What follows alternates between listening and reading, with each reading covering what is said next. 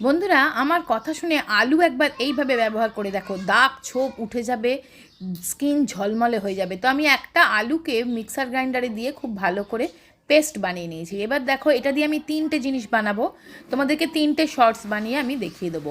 তো ফার্স্ট দেখো আলুটা আমি ছেঁকে নিলাম, একটা রাখলাম জুসটা আর একটায় রাখলাম কাতটা।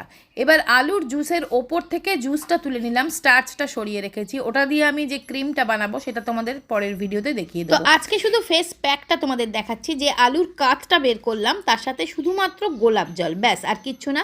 মিক্স করে ওই কাতটা ভালো করে থুবে থুবে মুখে লাগিয়ে নেবে। তারপরে লাগাবে যে টোনারটা, সেটা আমি তোমাদের নেক্সট শর্টসে দেখিয়ে দেবো কীভাবে বানিয়েছি ওই আলুর জুস দিয়েই। আর ক্রিম যে লাগালাম পোটাটো ক্রিম, সেটাও আমি তোমাদের আরেকটা ভিডিওতে দেখিয়ে দেবো। একটা শর্টসে তো এত কিছু দেখানো যায় না।